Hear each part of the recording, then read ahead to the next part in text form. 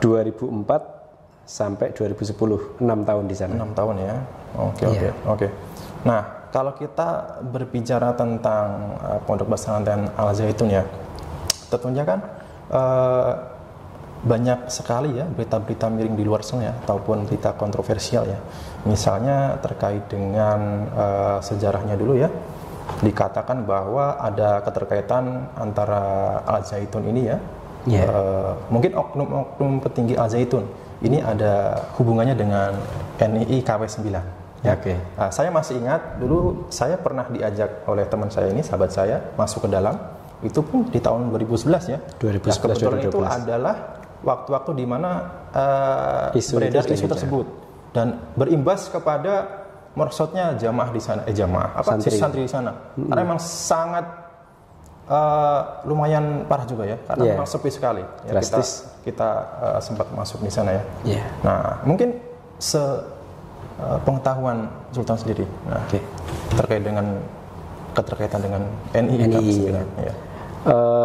Sebenarnya terkait dengan NII ini sudah bahkan sejak awal saya sekolah di sana itu sudah sering sekali mendengar isu yang pertama NII itu, kemudian aliran sesat ya, betul. Kemudian radikalisme atau terorisme. Nah, itu yang tiga itu yang sering saya dengar bahwa Al Zaitun itu sarang teroris atau sarang NII atau sarang aliran sesat dan lain sebagainya. Karena terkesan sangat tertutup ya. Lokasinya pun di tengah-tengah sawah, di tengah-tengah pemukiman warga begitu ya. Mungkin malah jauh ya. Jauh. Di tengah sawah. Di tengah sawah ya. Saya menjawabnya yang paling tepat adalah sesuai dengan kesaksian saya selama di sana ya. Selama 6 tahun, kurang lebih 6 tahun saya di sana, itu saya diajar oleh ustadz dan ustadzah di sana 24 jam. Selama 6 tahun itu saya benar-benar di sana, mungkin libur hanya 1 semester sekali. Itu bahkan teman-teman pun banyak yang teman-teman saya sendiri itu banyak yang pondok ini tuh didirikan oleh NII dan lain sebagainya. Betul.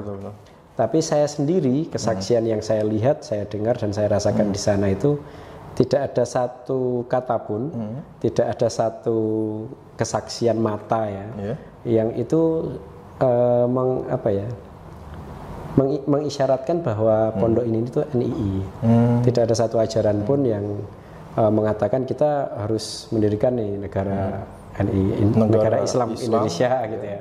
Ini sejarah NII apa itu sama sekali nggak ada. Jadi kalau sempat dengar juga bahwa anak-anak yang di sana, santri-santri yang di sana itu di brainwash dulu, dicuci otaknya dulu agar nanti ketika lulus mereka bisa menerima ajaran NII dengan gamblang, dengan pikiran terbuka. Tapi ya memang tidak ada sama sekali. Bahkan kita alumni-alumninya setelah lulus malang melintang dimanapun di negara ini, ada yang jadi politikus, ada yang jadi dosen, ada yang jadi guru. Saya sendiri pun menjadi guru dan tidak ada sama sekali bekal dari pondok saya dulu kecuali 3 hal. Mungkin kalau yang lain banyak bekalnya ya, tapi kalau saya kebetulan dulu agak nakal dan agak kurang berprestasi di sana. Tapi minimal kita punya 3 hal yang menjadi bekal kita dari sana yang saya masih ingat sekali. Yang pertama tentunya disiplin. Baik itu waktu maupun apapun lah. Disiplin itu sangat terbawa. Kemudian yang kedua, sholat 5 waktu minimal itu ya. Karena kita dulu kalau sholat itu kakak kelas atau ustadz yang bangunin itu pakai bel yang sangat keras ya. Jadi kalau sampai sekarang masih terbawa. Saya sampai sekarang masih terbawa. Jadi sholat itu kayak girohnya tinggi gitu. Karena notabene sana kan pondok ya, pondok pesantren. Kemudian yang ketiga pergaulan.